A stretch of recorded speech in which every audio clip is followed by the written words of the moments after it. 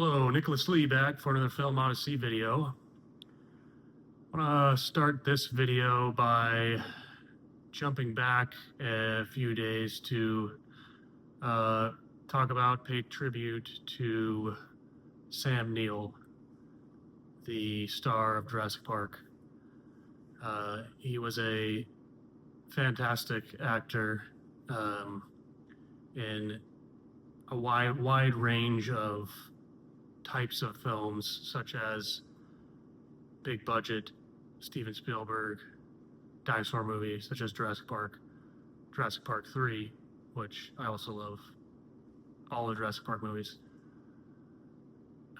He was also in a horror film from 1981 called Possession, which is a very effective, atmospheric, really great horror film you should check out. And Omen 3, another great horror film he was great in. He was in a lot of horror films. A John Carpenter horror film from 1994 called In the Mouth of Madness. All the standout, every movie that he's in, he stands out as a exemplary presence and actor. He always brings his A game. That movie, one of John Carpenter's 90s films after his peak times in the 80s, but still a great film. Another sci-fi horror film from 1997, Event Horizon. Paul W.S. Anderson, director of Resident Evil. Also, standout performance. Lawrence Fishburne, great in it. Yeah, the two of them. That movie, good movie. So, yeah, I just wanted to talk about Sam Neill. Also, he was in The Hunt for Red October. Great performance in that. Submarine thriller, Tom Clancy, Sean Connery. So, rest in peace, Sam Neill. You will be missed. Your presence in films. And another sad note that I heard today, that director Chuck Russell passed away suddenly. Now you might know him from a lot of genre films, such as A Nightmare on Elm Street 3, Dream Warriors. That is one of the standouts after the original in the Nightmare on Elm Street franchise. That is great. He also directed the remake of The Blob from 1988. That arguably surpassed the original. I still love the original Steve McQueen film, but that remake of The Blob, practical effects in that are amazing. Also, Jim Carrey's The Mask, one of his standout performances from the 90s. Just a lot of great hits that this man directed. A lesser Schwarzenegger film, Eraser, he also directed. Still really cool, fun. And the Mummy spinoff, Scorpion King. So just a really cool filmography that he directed.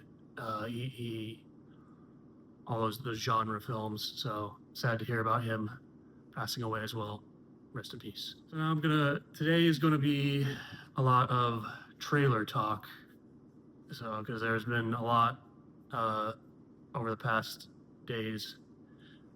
Obviously, Comic-Con is going on right now. So there's going to be a lot of new news and trailers and stuff coming out right now and over the weekend and stuff. So, but even the last few days before Comic-Con started, there was a number of trailers that have come out that I want to talk about. And let's start with the Avengers Doomsday trailer. Now, we had in the last number of months, there were, like with, that they released with Avatar Fire and Ash, there have been trailers, specific character trailers that they put out. There's 4 of them. There was one with Captain America. That was the one that I saw before Avatar Fire and Ash theaters. There was a Thor one. There was a Wakandan Fantastic Four one, and a X-Men one. All really great trailers for what they were, these teaser character trailers. But this was the first official trailer that released a few days ago. Now, to start off that trailer, it was amazing to finally see and hear Robert Downey Jr. I don't know if, spoiler alert, I know everybody probably knows by now, but Robert Downey Jr. playing Victor Von Doom, Dr. Doom. And what's also really interesting from reports is, if it's true, who knows until we see the movie for sure, but that Robert Downey Jr. might not actually reveal his face in the movie until Avengers Secret Wars. That's not confirmed yet officially for sure, but just the idea of that would be really a big swing, and would be really interesting to see them do that. And even Robert Downey Jr., Academy Award winner, the voice that he was doing for Victor Von Doom didn't even sound like him. So it was really a great performance just on that front. And then seeing, obviously now all the Fox era X-Men characters, seeing Cyclops and Mystique, and even Channing Tatum reprising his role as Gambit from Deadpool and Wolverine, which he was supposed to get a Gambit movie, which never happened, which is why he had that appearance in Deadpool and Wolverine, which was really cool to see. But now him being elevated into a big Avengers movie that's pretty cool to see. And I mean, obviously, I can't not say Patrick Stewart's Professor X and Ian McKellen's Magneto, seeing them adds a huge level of gravitas to this. And I thought the trailer was really well done, really well put together. When Dr. Doom stops Thor's Stormbreaker with his fingers, and you see the close-up shot of his mask. I mean, there's really, really compelling shots in this trailer, just from a not only a cinematography view, which is really cool, because this is the cinematographer of this is the cinematographer of many of the X-Men films. So you have that visual eye of those movies being brought in to shoot this movie, which is really cool and interesting. Obviously, the Russo brothers coming back after their run in the MCU. They're, some of the best movies of the MCU were directed by them, so they're being brought back after this movie being retooled from Avengers: The Kang Dynasty, and Destin Daniel Cretton, who was going to be directing that movie. Well, then it got changed into Avengers Doomsday. Now the Russo brothers are brought back in, which is really cool, because he did a great job directing Shang-Chi and the Legend of the Ten Rings, but he is now directing Spider-Man Brand New Day, which his directorial flair being brought to that movie looks like it's going to make that Spider-Man movie have such a fresh vibe that movie is getting, that it needs for that movie, because it's following up that trilogy and it's Brand New Day. So that's what it is, and it feels like it and it looks like it. So also to see all these, just like with all the other Avengers movies, you're seeing all these cool pair-ups of these characters, such as Gambit and Shang-Chi, and their duel that they're having. And all the combinations, which was teased in one of the teaser trailers, those 4 teaser trailers with the Wakandans and Fantastic Four. That pairing is really interesting. So there's just a lot of really cool combinations going on with these characters that you'd like to see in the Marvel movies. So that was the Avengers Doomsday trailer. Loved it. Can't wait to see that movie. Sticking with the Marvel theme, it was a trailer that was released a number of days ago, but like this one, I still want to talk about it. Spider-Man Brand New Day trailer, the final trailer. That was a really cool trailer. Also, how they started off the trailer by kind of recapping the other Spider-Man movies, the Home trilogy, the MCU, recapping those. I thought that was a pretty effective trailer for a final trailer. The movie just looks awesome. You're finally seeing these 2 iconic heroes, Marvel heroes, being brought together in a movie that we have not seen. Spider-Man and Hulk, them on screen together, like duking it out, and it's just awesome. The such iconic Marvel characters, and Spider-Man's new suit looks great. Hulk, I thought it was a really interesting thing that the Russo brothers did with Hulk in Avengers Endgame, bringing in Professor Hulk. But that era seems to be, played out now. Now we're bringing back the iconic Hulk smash Hulk, and I love to see it because that's the Hulk that I've always known, and that was one of the coolest comic book characters. So that movie looks like a lot of fun. It's going to be a great build-up movie before Avengers Doomsday. It's going to be a great combination to see this Spider-Man movie leading up right before the Avengers movie. Looks really great. Love it. Loved all the MCU Spider-Man movies, all the Spider-Man movies. Tobey Maguire, Andrew Garfield, Tom Holland are all great. So this one looks like it's going to follow that just the same. So that's the Spider-Man Brand New Day trailer. So I'll move on now to some DC. That was Marvel. This is DC trailers. Comic-Con, some comic trailers. Clayface. It's a really interesting idea. The whole concept of what James Gunn is doing with his DCU. I mean, he was obviously he's the director of the Guardians of the Galaxy movies in the MCU. He good friends with Kevin Feige. Him going to run the DCU seemed like a perfect fit. And I think he's bringing his intellect to what he knows about how the MCU works with its interconnected films, but he's going to do a different thing with it. He's doing the same sort of setup that the MCU has with these interconnected movies, but he's doing a different approach with how all the MCU movies have the same tone and vibe. The DCU movies is what he's doing is he's going to try to do this where they're all going to be interconnected, but they're going to have different tones and different feelings, different genres of film even throughout whatever movies he wants to do. And I think that's a really interesting idea because the comics does that.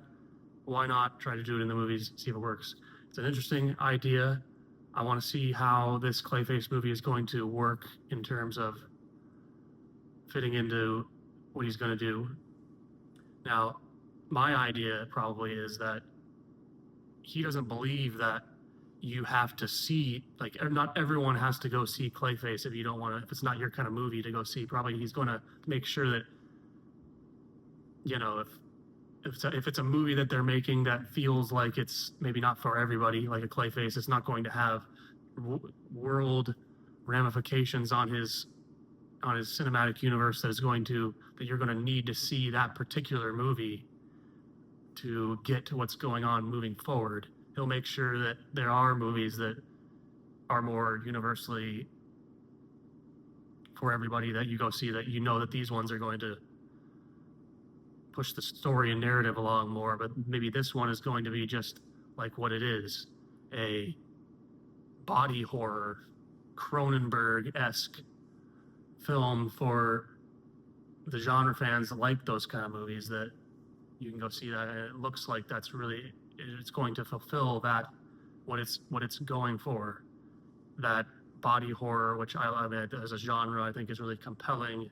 The idea, all of Cronenberg's work, from The Fly to Dead Ringers to Existence, all of his work in that field, and the ideas that you're able to bring up within that is just a compelling genre. Why not give it? Let's see how well it works. I think it looks really cool, and the performances look great. Naomi Ackie in there, and it looks like it's going to fulfill what it's going for. So, looking forward to that. It's Clayface trailer. Lanterns trailer. All the marketing has been great. It's definitely, I just noticed that there are 2 actors in this show from the movie No Country for Old Men in it.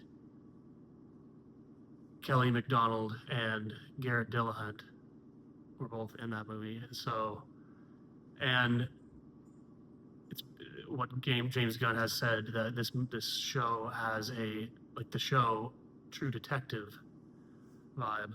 It starred Matthew McConaughey and Woody Harrelson, which Woody Harrelson was also in No Country for Old Men. It has that detective noir-esque feeling and tone, and to what the show is going for. I think it looks really cool, with Hal Jordan and Jon Stewart, these main 2 iconic guys that play the Green Lantern. Now, growing up for me, watching Justice League and Justice League Unlimited, the animated shows, for my time was my Green Lantern is Jon Stewart. And there have been a lot of Green Lanterns. And, this looks like it could go pretty dark, so who knows, maybe if the elder statesman, Hal Jordan, maybe he doesn't make it out of this show, or, whatever. You see kind of what he's building towards, that his Superman, a younger 30s. We haven't got Batman or Wonder Woman yet, but I think that's probably he's gonna follow that with Superman, and I think that Jon Stewart is going to be the main Green Lantern going forward in the DCU. So you see that already set up. I mean, you can just, from what I'm seeing, it's going to be obviously Superman, Clark Kent, and it's going to be Jon Stewart as the Green Lantern, the main Green Lantern in the DCU moving forward. So I think that's going to be really cool. And that's another change in tone, that show, from what he's done with Superman and Supergirl, sort of being in the same kind of area of tone. And obviously, you almost would have thought that maybe Clayface would have been in his DC Elseworlds label that he has talked about that he's going to use for movies that are outside of the DCU. So, I mean, you can maybe expect to see, before the Batman Part 2 comes out, which that short teaser that was released for that movie was really cool, just seeing that, production has started. But that movie is going to be very much, the Batman Part 2, very much in the DC Elseworlds label outside of the DCU, so everyone knows that. But Clayface is just in the straight up DCU, which is really interesting that is there like that. So as Lanterns is as well in the mainline DCU canon. Looks really, really compelling, really cool storytelling. I'm looking forward to it. So Lanterns TV show. The Coyote versus Acme trailer. Growing up, my whole life, I've loved Looney Tunes. Growing up watching those classic cartoons. One of the classic great movies from the 90s, 1996, Space Jam, Michael Jordan, Bugs Bunny, great basketball, sports, live action, animated hybrid in the vein of Who Framed Roger Rabbit.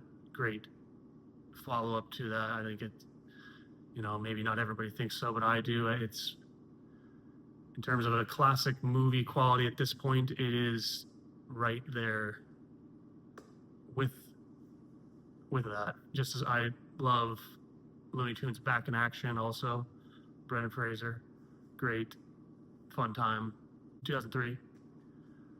And so to continue this live action animated Looney Tunes movies, I thought it was really cool just as an idea, even just to see Space Jam: A New Legacy, and that came out, a Space Jam sequel, anticipating that for years before it came out, and then it finally came out, and it was cool. It was a lot of fun. So, and then when the whole shenanigans went down with Warner Brothers and them shelving this new one in that canon of these Looney Tunes live action movies of Coyote versus Acme. They developed the movie, they brought it to fruition, they pretty much completed it, and then they just shelved it, and they were going to write it off for taxes and all that. And I thought that was not cool to do this movie, so I thought it was really awesome. And there was a time when you didn't know there was a long while where you didn't know what was going to happen with this movie for a while. And then they finally made a deal, and Ketchup Entertainment was able to pick it up, and now they're going to be putting it out, so it's really cool. Based on a New Yorker article from the early 90s. Same title, Coyote versus Acme. Just a really funny, interesting, even idea for a movie that, Coyote has been trying to get the Roadrunner for so long using Acme products, and they always fail on him. So now he's fed up. He's going to sue the Acme Corporation, and all Looney Tunes shenanigans ensue that you're able to do. And it's a courtroom drama, comedy, Looney Tunes, live action animated hybrid. It's a really interesting, going to be fun. You got to get a lot of comedy out of that. The idea, seeing, John Cena looks funny in it. So, and James Gunn is involved in Coyote versus Acme. He was a writer on it. So that's to see that come back in the way that we're all going to be able to get to see it is really cool. So that was a really funny trailer. I was waiting and wondering for a long time how many Looney Tunes were going to be involved in it, and seeing these trailers and the final trailer, seeing how many of the Looney Tunes are in it and involved in it. It's really cool to see that they're all in there. So that's going to be a really cool, fun, hilarious time, I think, at the theater seeing that. So can't wait. Coyote versus Acme trailer. They released as Comic-Con was just getting started, and just a few days before the new movie is released, the Avatar Aang, The Last Airbender movie, they have started to market their new show within the Avatar universe. Not James Cameron's Avatar, but Avatar: The Last Airbender, Nickelodeon animated universe. Avatar: Seven Havens. Now, this is a follow-up to not only Avatar: The Last Airbender, but The Legend of Korra. This takes place chronologically after The Legend of Korra. Now, sometime after, this is the next Avatar following her. Reading up on it, there's apocalyptic calamity going on. There's all this stuff. The Avatar world is in a bit of a different place than where we left it last, and the original show had this specific art style, and The Legend of Korra followed up on that. So they both very much have this same looking art style. This one, this Avatar Seven Haven show it looks like it's drastically changing this animation style to something new. I don't necessarily need it to look like those other shows. It's a new show. It's doing something different, cool. I want to see the show. It looks like it's the same creator. It's going to follow that up, I think, well. So I'm not worried about the animation style. It looks cool, fun. Actually pretty compelling and incredible shots that are in that trailer that I thought were really intriguing, and it'll be a show that I'll check out. So just like the other ones, love the whole universe. I know a lot of people talk about that it's maybe one of the worst movies of all time, but I think just visually alone, and there's always good things to find in M. Night Shyamalan movies, and I think that even the last Airbender movie has some things to like, but yes, it does do a lot of things wrong. Casting and some things like that, but even script, but that comes down to M. Night, because he wrote it, but visually striking shots in it. And then that was followed up by the Netflix live action show, which also really cool. That show, I like to see that it's moving forward, and that they're moving forward and adapting the rest of the series that they're getting, that Netflix is allowing them to do that and continuing on. I think it's just cool to see that this whole franchise is continuing in a lot of different ways. Animated, live action, all sorts of stuff. That's Avatar Seven Havens. A final trailer I want to talk about because has been for a long time, say one of my favorite movies of all time. 1982 neo-noir science fiction film, Blade Runner, Ridley Scott's, one of his greatest films of all time. I will review that at some point, of course. That original.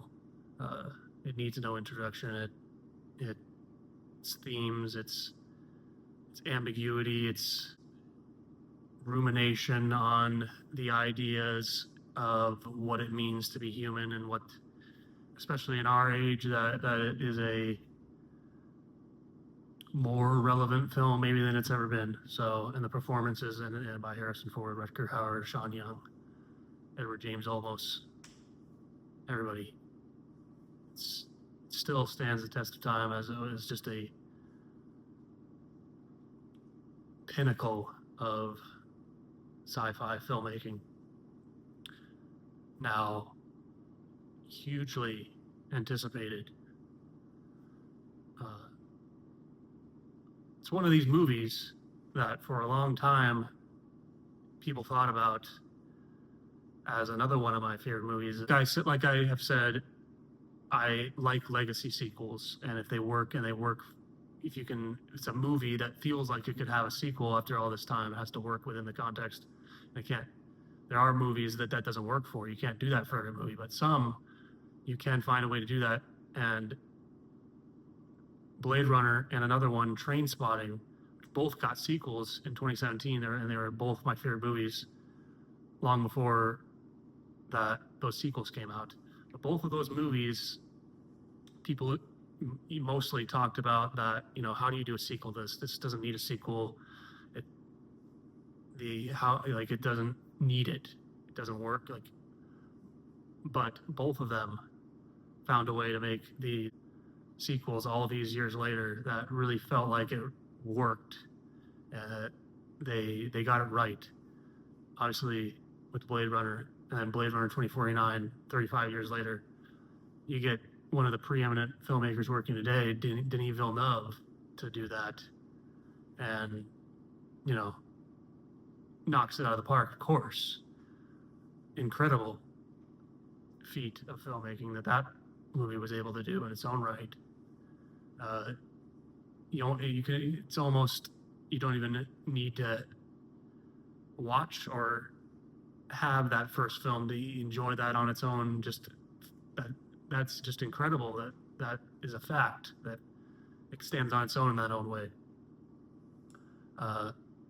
And you, like with Trainspotting and T2 Trainspotting, you get the original director Danny Boyle to come back and even do that. So that, of course, that's going to work. But with Blade Runner, this universe has been expanding, but there was so long where it was just the one movie, but that one movie had so many different cuts of the film, which only added to this ambiguity, because obviously the theatrical version with Harrison Ford's voiceover more is along the lines of Harrison Ford's idea of what Blade Runner is, and that Rick Deckard is a human. Now, there was a director's cut and international cut, and then Ridley Scott's final cut, it came out in 2007, played into the idea more that Rick Deckard is a replicant. So just based on the fact that you have multiple different versions of this movie that play in more to either Rick Deckard being a human or replicant, gives you the option as a viewer to say, well, it could be either or, which is in the context of the movie already itself. So that theme, Blade Runner 2049, is, like Denis Villeneuve said, is a follow-up to Blade Runner: The Final Cut, which more plays into the idea that Rick Deckard is a replicant. But even though he said that, within the context of Blade Runner 2049, he doesn't actually even go one way or the other. It's just that is the version that he is following up, because the theatrical version with Harrison Ford's voiceover, and then there was the ending where they drive off and all this stuff, that he wasn't following that up. He was following up just what the final cut presented more. And Blade Runner 2049, with what it did in terms of not answering any questions, but only asking more questions, was an incredible film. The whole franchise. And leading up to that movie, there was 3 short films that were put out in the lead up to Blade Runner 2049. You had 2036 Nexus Dawn, 2048 Nowhere to Run, and Blade Runner Blackout 2022, which was an anime. And the other 2 were live action, shot by Ridley Scott's son, Luke Scott. And the anime was from Shinichiro Watanabe, who was the main architect behind Cowboy Bebop. So, and this franchise just keeps expanding and expanding and expanding. And it went, even though for so long it was just that one movie. Then you had obviously the sequel, and then 2017, and then a couple years later there was a 3D anime show on Adult Swim called Blade Runner Black Lotus, 13 episodes. Also really cool show. Now, the next in line that was a long lead up, but I just want to talk about Blade Runner a bit before I talked about this in Blade Runner 2099 show. Now, so you had Blade Runner, the original, take place in 2019. The sequel was in 2049, obviously, which was taking place 30 years after that original. And then now you have this Blade Runner 2099 taking place 50 years after the sequel. So now what this franchise has done with their movies and their follow-ups is each one is taking place many decades after the last one. I thought that this trailer for this show looked absolutely stunning. To see this universe now translated onto television in a miniseries, or it could expand beyond that, but seeing this franchise, this the cyberpunk universe brought to the TV screens, I think is going to be a really cool addition to it. A live action show with Michelle Yeoh, Hunter Schafer being the leads of this. It looks like fresh, really.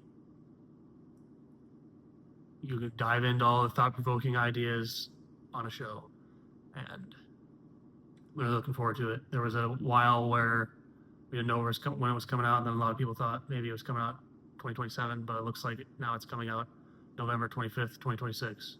So can't wait. Blade Runner coming back. That is Blade Runner 2099. That's going to be it for today. Thanks, everybody. Check out my next video. Like I said, I'm going to be reviewing Avatar Aang, The Last Airbender movie. So that's coming up. Thanks for watching. The next video coming soon.